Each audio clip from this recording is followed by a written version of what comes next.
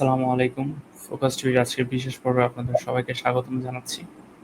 আমরা আজ এমন একজন আলোকিত মানুষের সাথে কথা বলব, যিনি নিজের মেধা, শ্রম আর প্রবাস জীবনের দীর্ঘ অভিজ্ঞতা দিয়ে সাফল্যের এক উজ্জ্বল দৃষ্টান্ত স্থাপন করেছেন। আমাদের আজকের অতিথি একজন সফল প্রবাসী, যিনি বহু বছর ধরে আমেরিকার সোনালী রাজ্য ক্যালিফোর্নিয়ায় বসবাস করছেন। তার নাম ডক্টর জয়নুল আবেদিন। চলুন আমরা সরাসরি তার সাথে কথা বলি। আসসালামু আলাইকুম, কেমন আছেন? আসসালামু আলাইকুম। I'm doing good. আমি খুব ভালোই আছি ইনশাআল্লাহ। আপনার প্রতি আমাদের আন্তরিক শুভেচ্ছা। প্রথমে জানতে চাই, আপনি কখন আমেরিকায় গিয়েছিলেন এবং আপনার সেই দীর্ঘ যাত্রার অভিজ্ঞতা কেমন ছিল? I came first time in North America in 1976. In 1976 I came as a student. আমি আসছিলাম প্রথমে কানাডাতে, সেখানে কিছু লেখাপড়া করে তারপরে আমি আমেরিকাতে অলসো লেখাপড়ার জন্য আসি আমেরিকান ইউনিভার্সিটিতে। I went to school among Washington State University, Pullman, যেটা হলো আন্ডার ওয়াশিংটন স্টেট, যেটা রাজধানী সিয়াটল, সেই স্টেট। আচ্ছা, আপনি বাংলাদেশ থেকে প্রথমে হচ্ছে কানাডায় গিয়েছিলেন, এরপরে হচ্ছে কি ডক্টরেট ডিগ্রিটা প্রবাবলি ইউএস থেকে? Yes. Okay, that's great. আপনি তো অনেক বছর ধরেই সেখানে আছেন। এই দীর্ঘ প্রবাস জীবনের একটা সংক্ষিপ্ত সারাংশ যদি আমাদের দর্শকের জন্য বলতেন, যে আসলে কেমন ছিল আপনার এই যাত্রাটা, বাংলাদেশ থেকে এত দূরে যাওয়া, সেখানে আবার পার্মানেন্টলি সেটেল হওয়া, এই জিনিসগুলো যদি একটু। Yes, since 1976 আমি যখন এই দেশে আসি তখন থেকে 76 থেকে ধরেন up to 1990 ধরতে পারেন না, up to 1990 I was a student, almost a student. I went to Canadian two universities, one of them Memorial University of Newfoundland, ওটা হলো ইস্ট কোস্টে, এরপরে আমি আসছি ইউনিভার্সিটি অফ আলবার্টাতে, এটা হলো ওয়েস্ট কোস্ট অফ ক্যানাডা। ওইখানে আমি মাস্টার্স করি এবং আমি ওই সময় পিএইচডির স্টুডেন্ট ছিলাম।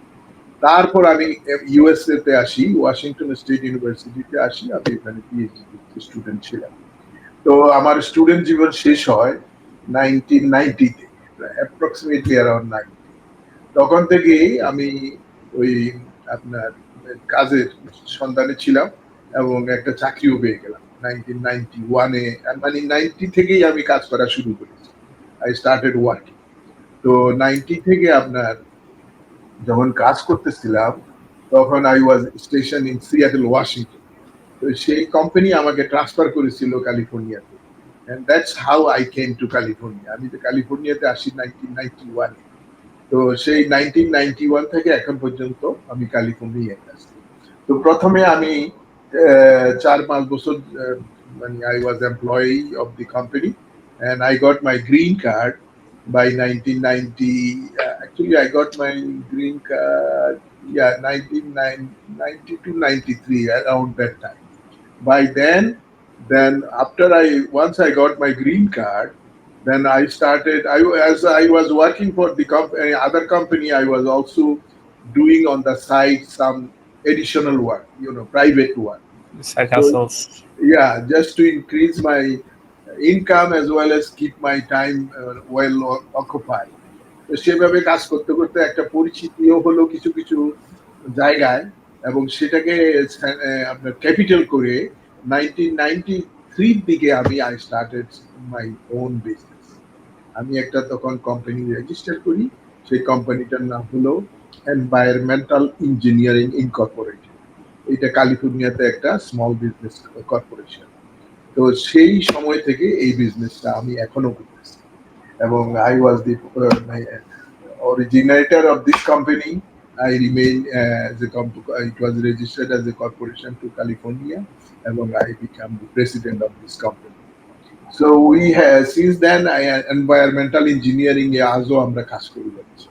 So we work in the field of air quality, water quality, and soil quality assessment, assessment and cleanup, you can say remediation cleanup. এই কাজে আমরা করতেছি, এখনো করতেছি। So in between all this work and all this time, so many times I went to Bangladesh and engaged in certain consulting work, also in environmental areas. Very recently, around 2016, I did some work for the Dhaka Shahjalal International Airport, and they have, and you can see now the airport is expanded. So I was the team leader of that airport expansion EIR, environmental impact statement, or impact report.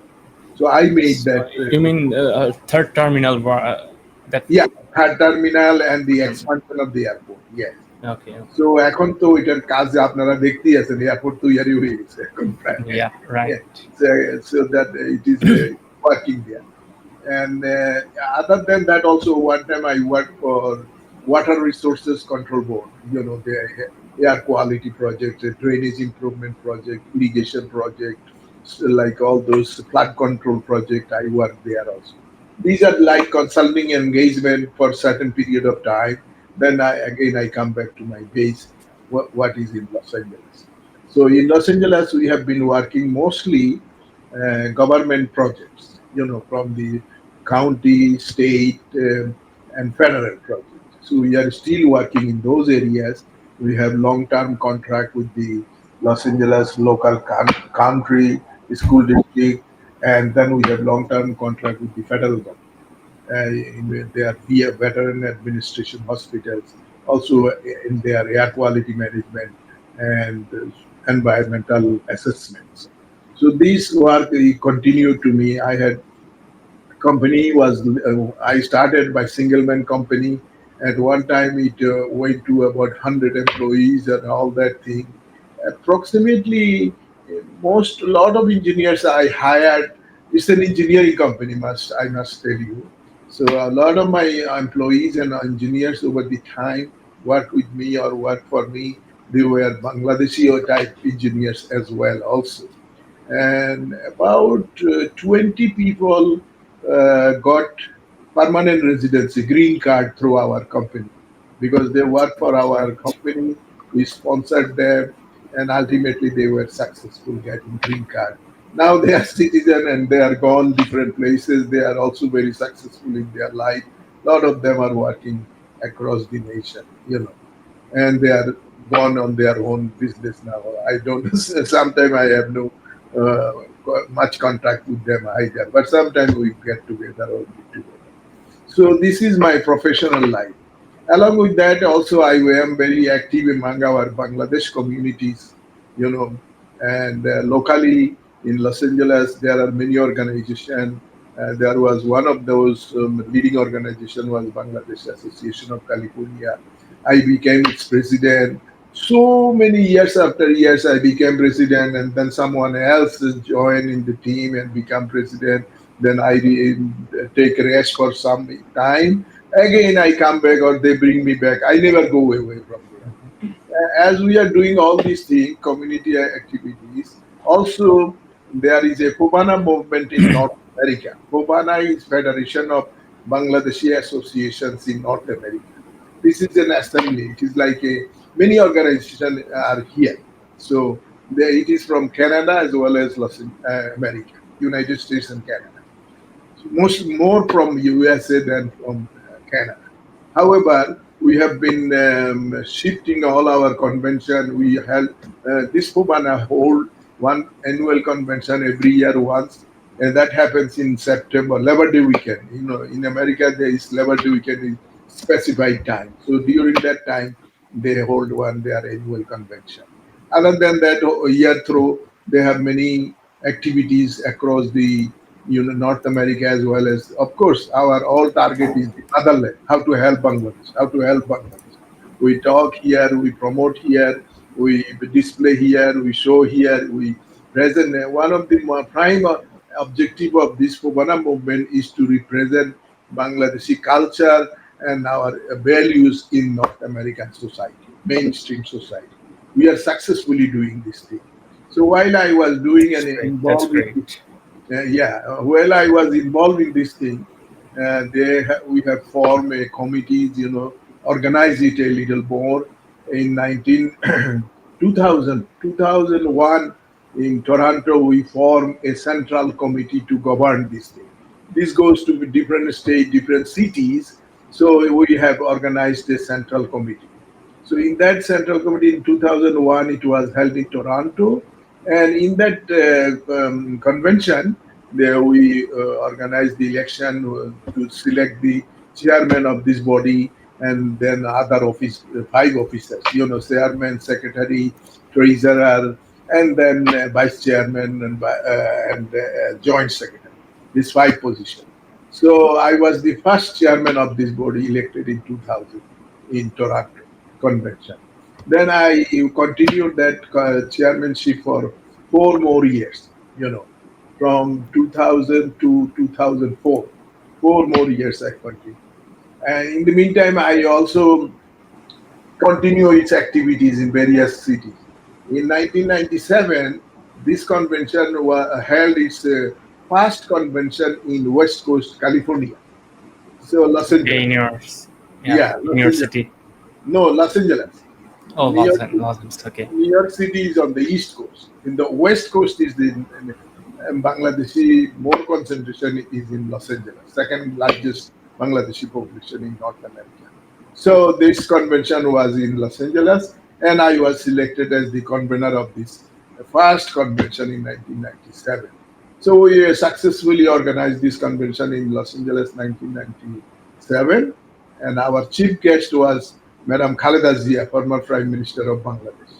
So she came with 50 elected member of parliament, big delegation. Anybody you talk of, all these bigger ministers of him came with her in during that convention. So she was our first chief guest as a Bangladeshi Prime Minister. At that time, I think in the 2000, 1997, she was the leader of the opposition. So that's why we could bring him. Prime Minister is sometimes it's not possible to come due to their busyness. Yeah. So that from that it continues. My association never decrease. I keep on. আমি এই ভুবনার সাথে কাজ করতেই আছি বিভিন্ন পজিশনে বিভিন্ন জায়গায় অর্গানাইজ করি এবং নিজে পার্টিসিপেট করি এবং অন্যদেরকে এই টিম ইনক্লুড করি, এনে তাদেরকে এনকারেজ করি আসার জন্য, যাতে এটাতে আমরা বড় হতে পারি, আমরা আমাদের বাংলাদেশি কালচার এবং বাংলাদেশি ভ্যালুকে নর্থ আমেরিকায় ধরে রাখতে পারি, তারপরে আমাদের input to give in to the main stream politics as well. তো এইভাবে করতে করতে তখন I got also involve in main stream politics. I become part of American Republican Party. From California, I was a Republican Party. I first joined Bangladeshi. I guess you can say I am. So your party is in power now. Yeah, our party is in power. Donald Trump is our president. That's great. So Okay. the Republican president. So in this, I form a Republican Bangladesh American Republican Association. It is also like another Bangladeshi association. Mostly, we recruit Bangladeshis to become Republican and support Republican candidates and their causes. So I was doing that, and then in 2000 there was election for election.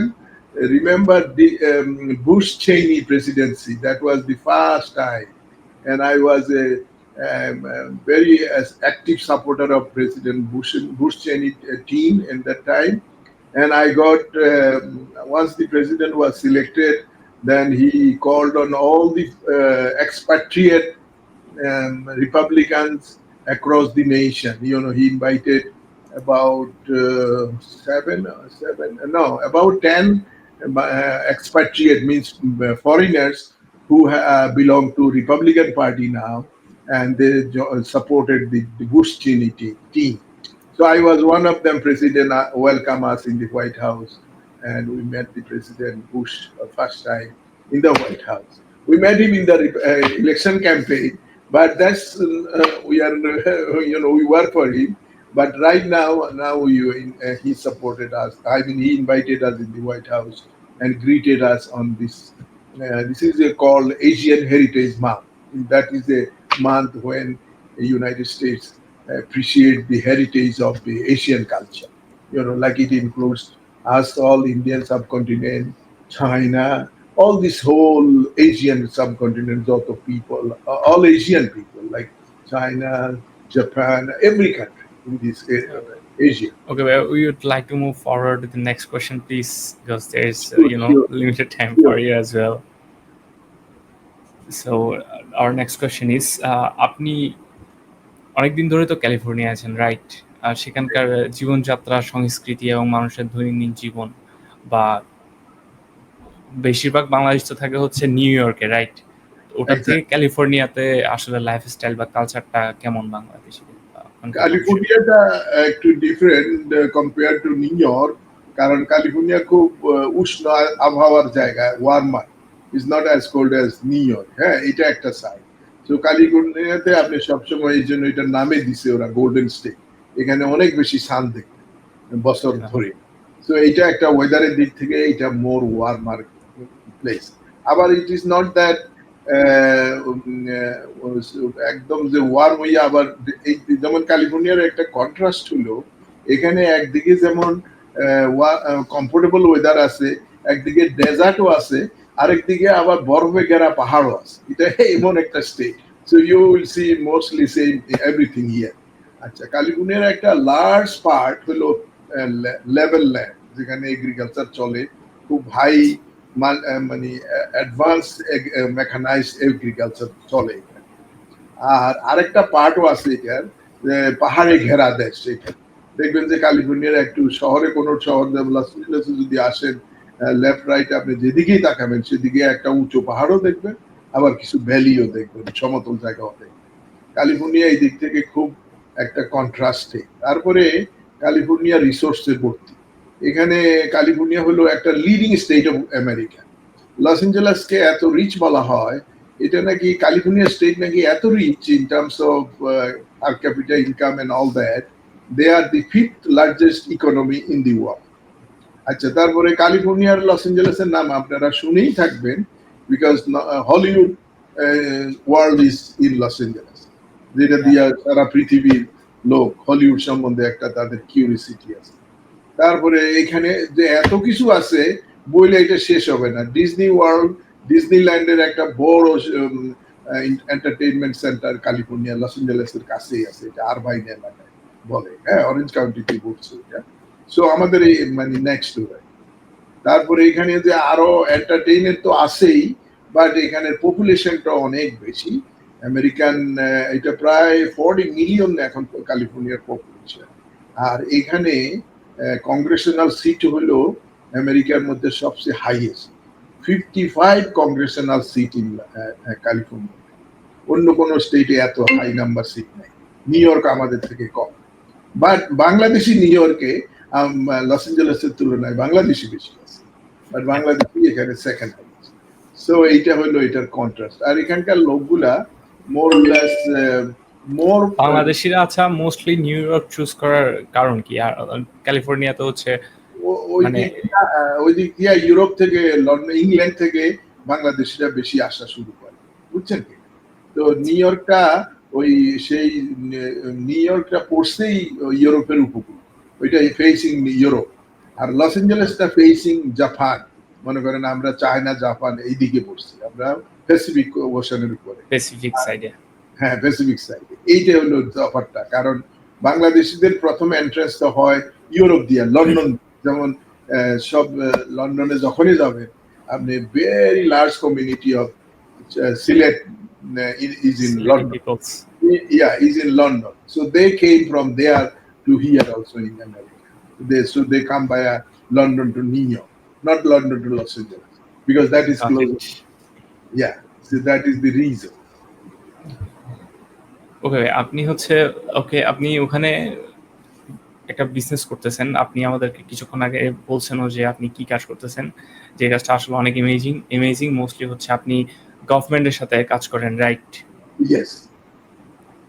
And ওইটা দিয়ে আপনি probably আর্থকেও অনেক help করেন, environmentally অনেক clean up. আমাদের কাজে হলো environmental এর কোনো কন্টামিনেশন আসছে কি এটাকে অ্যাসেস করা, এবং অ্যাসেস করলে what remediation, what clean up we need to do, এইটা করা। এবং ক্লিন আপ হলে we carry out the clean. Okay, so why you choose this profession? And আমি একজন সিভিল ইঞ্জিনিয়ার লেখাপড়াতে। সিভিল ইঞ্জিনিয়ারিং এ আপনারা স্যানিটারি ইঞ্জিনিয়ারিং এর নামটা শুনে থাকবেন। এটা আগে বলতো স্যানিটারি ইঞ্জিনিয়ারিং, বর্তমানে এটাকে স্যানিটারি ইঞ্জিনিয়ারিংটার নাম হয়ে গেছে environmental engineering. So I was in that part, in that discipline, more about soil, groundwater, contamination. এগুলা নিয়ে আমি কাজ করছি। আমার পিএইচডি ডিজার্টেশনে গ্রাউন্ড ওয়াটার মডেলিং এর উপরে আমি কাজ করি। হ্যাঁ, তো because that has ground water is now like river water is more important for us to supply water supply. So that Very reason, important. Next very war নাকি হবে মানে water. The next one পানির was উপরে। Bani Rupur. Because water is being everyday depleted, water sources সেই জন্য খরচ হয়ে যাচ্ছে, কমে যাচ্ছে, স্কারসিটি বাড়তেছে। টাকা পয়সার অভাবে যেমন একটা অভাব হবে, ওয়াটারের অভাবটা মনে করেন টাকার থেকেও বেশি কঠিন। বেশি আপনি নিজের জীবনেই দেখেন, ওয়াটার না থাকলে আপনি আপনার পকেটে যদি 100 টাকা নাও থাকে, ইউ আর ওকে, কিন্তু আপনার বাসায় যদি 1 গ্যালন পানি না থাকে, তাহলে কিন্তু আপনি ঘর থেকেও বেরোতে পারবেন না, এমন অবস্থা। So that is a big thing. So that's why I work in that area. So that's why I joined this environmental side. It is an application of my educational training, academic training, and application into practical life. And then also in North America, two things got important. When I finished my studies and joining them, computer world is not that expanded at that time. Now his computer is switching everything in the world. Everything is changed by computer. Everybody is becoming computer expert. But in those days, these are not thought about much. In those days, still computer is not in the hand of everybody.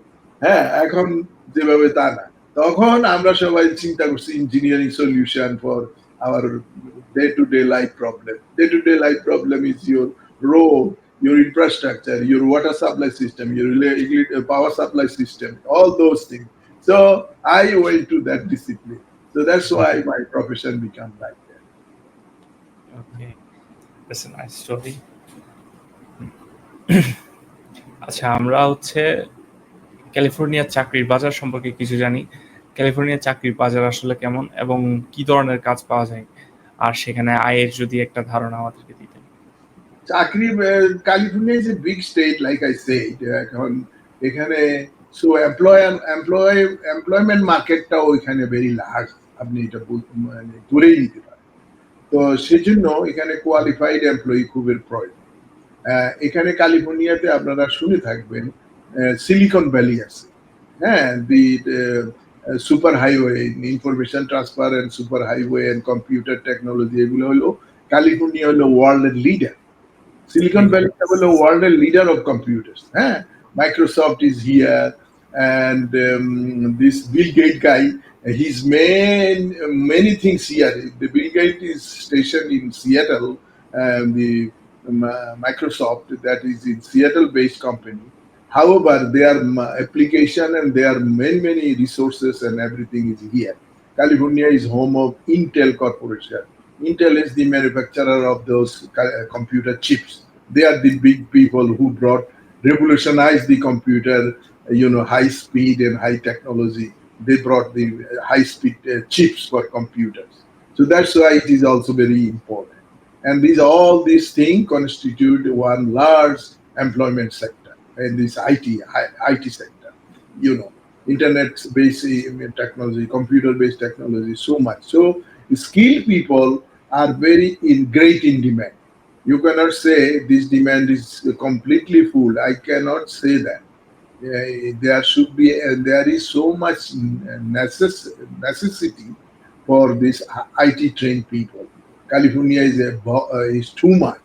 এখন without technology, without computer-based technology, without this cloud-based technology, all these modern terms what they are calling, these are in California in full swing. Anything you do, you want to be a movie actor, you need to also computer a lot of training, because cloud-based training, because they need so many things to be done by computer.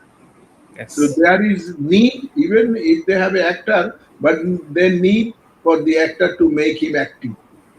They need computer guys, high IT guys.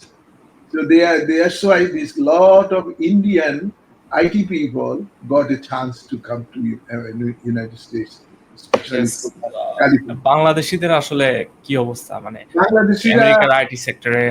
IT সেক্টরে বাংলাদেশি দেয়ার many rises, Bangladeshi অনেক লোক অনেক উপরে উঠেছে এটা করে।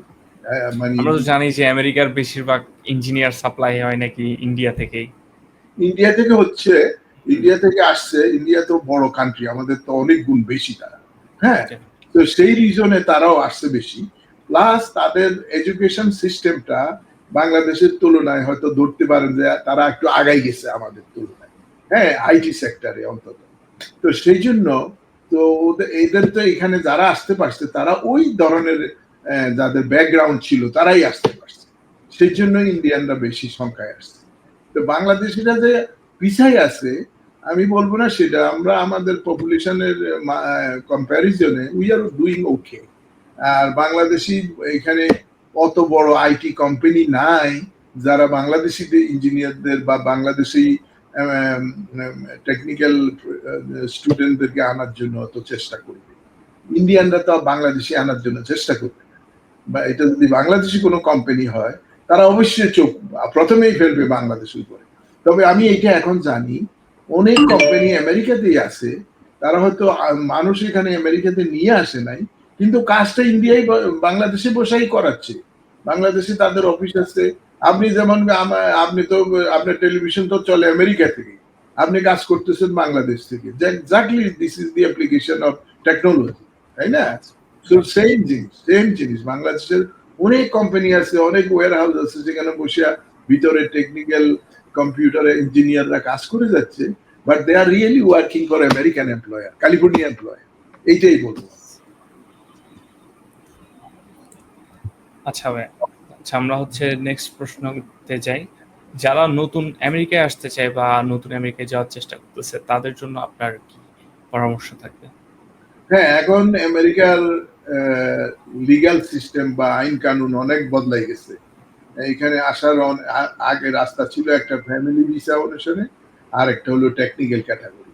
হ্যাঁ, এই দুইটাই মেইন, এমপ্লয়মেন্ট বেসড অথবা ফ্যামিলি বেসড। হ্যাঁ, তো এখন দুইটা ক্ষেত্রেই ইউনাইটেড স্টেটসে যেহেতু আমাদের প্রেসিডেন্ট ডোনাল্ড ট্রাম্প ওনার ইয়েটা আপনার দৃষ্টিভঙ্গিটা একটু পরিবর্তন করছে। তাদের প্রশ্ন হলো যে আমরা ফার্স্ট উই ইউটিলাইজ অল আমাদের ইন হাউস, মানে আমেরিকাতে শিক্ষিত, আমেরিকাতে born and brought up and শিক্ষিত বা ট্রেইন তাদেরকে কাজে লাগাই প্রথম, তারপরে we source it out, go to wherever we need to go. So এইটাই হলো চেঞ্জিং দৃষ্টিভঙ্গি, এইটাই হচ্ছে বর্তমান। তো আর একটা জিনিস হচ্ছে যে এখানে অনেক বেশি লোক বিদেশি আছে, মানে পৃথিবীর সব দেশে বিদেশি লোক অনেক জায়গায় কাজ করতেছে, বাংলাদেশিরাও করতেছে। যে বাংলাদেশির সংখ্যাও দেখেন আপনি যদি মিডিল ইস্টে কাউন্ট করেন, প্রপোর্শনিয়েটলি দ্য পপুলেশনের প্রপোর্শনে বাংলাদেশিরা is occupying very high number compare to India. Saudi আরবিয়াতে দেখেন ইন্ডিয়ান যদি একজন হয় বাংলাদেশি তিনজন আছে। সো বিকজ এটা আরেকটা রিজন আছে হয়তো সেটার জন্য ওইরকম। সো এরকম হইতেই পারে।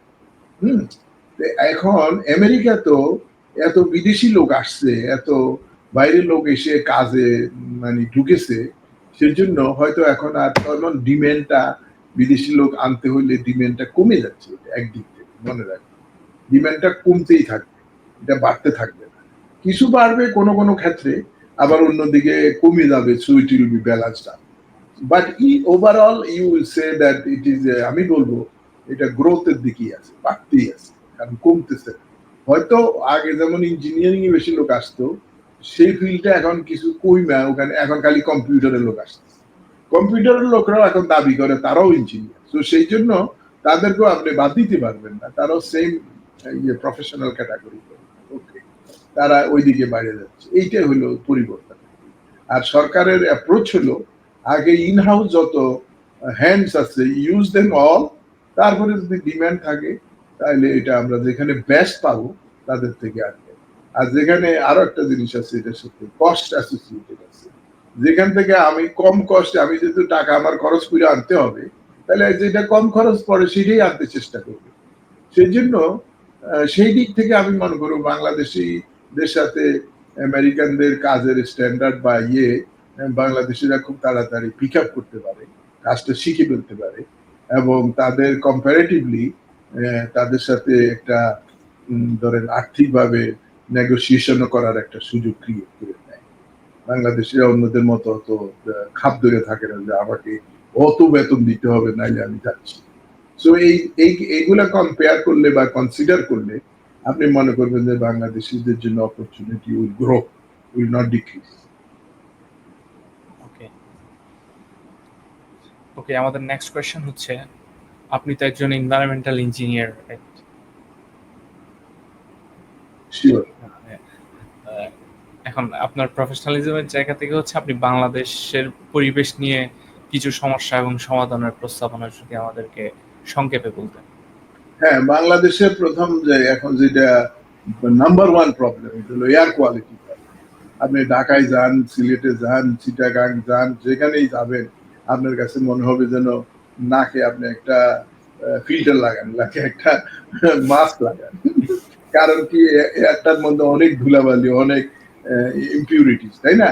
সো একদম রাইট। এয়ার কোয়ালিটিটা হচ্ছে বাংলাদেশের নাম্বার ওয়ান প্রবলেম। এখন এয়ার কোয়ালিটি প্রবলেম সলভ করার জন্য লং টার্ম কোনো প্ল্যান বাংলাদেশে নাই। এখন পর্যন্ত বাংলাদেশে যে সমস্ত সরকার আসছে তাদের লং টার্ম প্ল্যান একটাই ছিল, কিভাবে তারা ক্ষমতাকে আঁকড়াই নিজের পকেটে রাখতে পারে, কিভাবে তারা তাদের পরিবারদেরকে মানে আর্থিকভাবে সমৃদ্ধ করতে পারে। অন্যদিকে কি করে না করে সেটা আমি খুব পারদর্শী না, আর আর্থিকভাবে সমৃদ্ধিটার কথা খুব চিন্তা করছে। তো সেই দিক থেকে তারা মনে করেন তাদের কাজগুলা করে নিছে, কিন্তু সেই জন্য দেশের কাজগুলা সাফার করছে। দেশকে পলিউট হইতে মানে তারা কোনো না হইতে কোনো কিছু করে না। পলিউট হয়ে আরেকটা বড় সমস্যা হচ্ছে এই যে মানে ডিফরেস্টেশন, প্রবলেম। হ্যাঁ, এগুলা সবগুলা এনভায়রনমেন্টালের যদি ওভারঅল পরিবেশ নিয়ে কথা বলেন, ডিফরেস্টেশন, ফরেস্টেশন, এইটা আরেকটা জিনিস, এটা আরেকটা সেক্টর।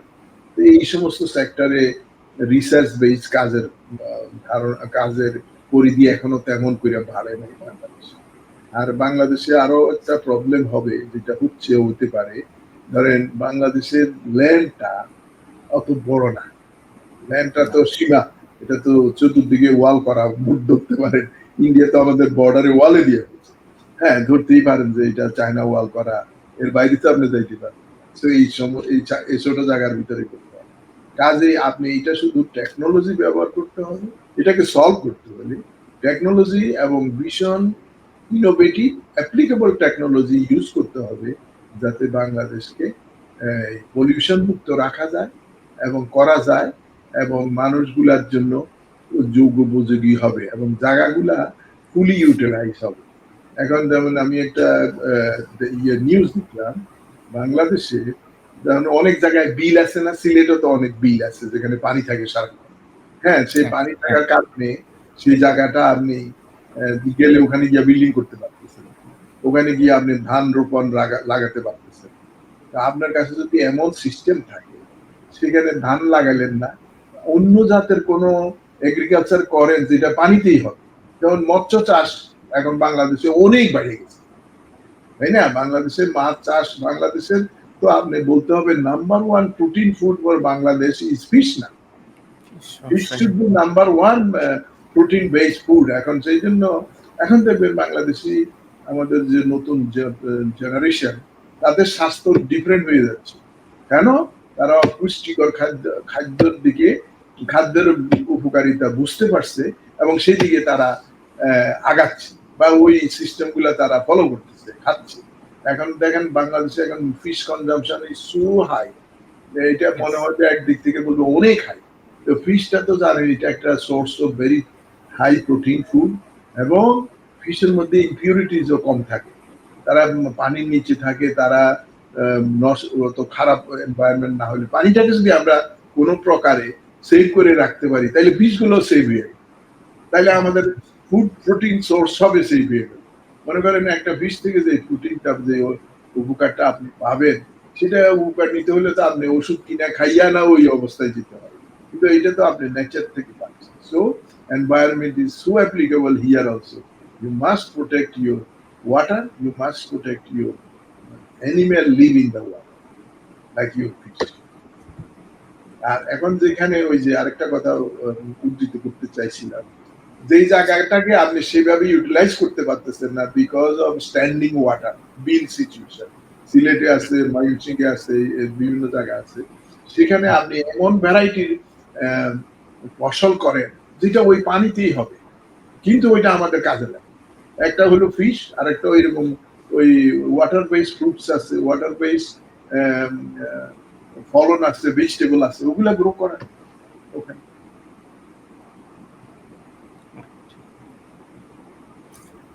তা আমাদের রিভার গুলাকে ক্লিন করেন, রিভার গুলাকে ঠিক রাখেন, ট্রেন করেন। এখন রিভার গুলা একদিকে ভাঙতে ভাঙতে ভাঙতে ভাঙতে গ্রাম ডিস্ট্রিক্ট সব ভাঙা নিয়ে যাচ্ছে, আর আরেকদিকে আবার উঁচা শ্যালো হয়ে যাচ্ছে, তাই না? সো আপনি এগুলাকে ট্রেন করে রাখতে হবে, এগুলাকে প্রোটেক্ট করে রাখতে হবে। যত পৃথিবীর উন্নত দেশগুলো আছে, প্রত্যেক দেশেই এই রিভার আছে, প্রত্যেক দেশেরই রাজধানীটা আপনি একদিকে বলতে গেলে এই রিভারের উপরেই পাশেই নির্মিত হয়, রিভার দিয়ে এই পার থেকে ওই পারে কানেক্ট করে, একেবারে বড় বড় যত পৃথিবী আছে সবখানে এটা। তো সেটা বাংলাদেশেও অ্যাপ্লাই করতে হবে। বাংলাদেশের রিভার গুলো এখন প্রোটেক্টেড হচ্ছে না, এগুলার ভাঙ্গে মানুষের গ্রাম ডিস্ট্রিক্ট সব জায়গা জমিন ভেঙে নিয়ে যাচ্ছে একদিকে, আরেকদিকে এটা মানে আনকন্ট্রোল চর দিচ্ছে, সেই জায়গাটা আবার সবাই ইউটিলাইজ করতে পারতেছে। তো সেই জন্য আপনি রিভারটাকে কন্ট্রোল করতে হবে, রিভারটাকে ট্রেন করতে হবে, রিভারটার গতি আপনি কন্ট্রোল করতে হবে, রিভারটার ডেপথ, ওয়াটারের ডেপথ সেখানে আপনি কন্ট্রোল করতে হবে, সো দ্যাট আপনি ফ্লাড প্রত্যেক বছরে ফ্লাডে আপনার ডুবাইয়া আপনি সবকিছু নিয়ে আসেন। সো এইটা হচ্ছে এনভায়রনমেন্টের কাজ। ওকে, আমরা হচ্ছে নেক্সট কোশ্চেনে যাই। আমাদের অনুষ্ঠানের দর্শকদের পক্ষ থেকে আরো কিছু সম্পর্ক প্রশ্ন ছিল। বর্তমান আইটি শিল্পে বিনিয়োগের ক্ষেত্রে কোন খাতগুলো সবচেয়ে লাভজনক বলে মনে করেন? আসলে এই প্রশ্নটা বুঝি নাই, তাদের প্রশ্নটা কি? মানে হচ্ছে বর্তমানে ইউএস বেসড, মানে আমাদের দেশে তো দেখা যাচ্ছে অনেকেই বিভিন্ন ট্রেনিং এর মাধ্যমে আইটির বিভিন্ন স্কিল শিখতেছে। সো সেক্ষেত্রে ইউএস মার্কেটে সবচেয়ে কোন জিনিসগুলো, মানে ইউএস মার্কেটে সহজেই কাজ পাওয়া যাবে, এই ধরনের কোন কাজগুলো? হ্যাঁ, এটা ঠিক আছে। এডুকেশন একটা সাইড, মানে এডুকেশনাল লোক যদি আমাদের পপুলেশন, বাংলা পপুলেশনকে যদি আমরা মডার্ন এডুকেশনে এডুকেট করতে পারি, টেকনিক্যাল এডুকেশন দিতে হবে। টেকনিক্যাল এডুকেশন দেখেন একদল লোক আছে তারা কম্পিউটার নিয়ে কাজ করে, একদল লোক আছে তারা ওইটাও কম্পিউটার বেস ডাটা বেস কাজ করে, ওদের আমেরিকার অনেক সিস্টেম আছে, অনেক কিছু আছে, সারাক্ষণ এটা হচ্ছে এখানে, কিন্তু এটা ডাটাটা প্রসেস করে দিচ্ছে ইন্ডিয়া থেকে কোথাও। এখন বাংলাদেশেও সেটা আছে, ওয়্যার হাউজিং অথবা স্টোরিং, ডাটা স্টোরিং, এটা ওই কম্পিউটারে স্টোর হবে, কিন্তু ডাটাটাকে প্রসেস করে দিতে হবে। সো এই ধরনের টেকনিক্যাল ফিল্ডে, আইটি সেক্টরে আপনি যত বেশি লোক ট্রেন করতে পারবেন, এটার ডিমান্ডটা ইজ কন্টিনিউয়াসলি গ্রোয়িং, এটা একটা বললাম।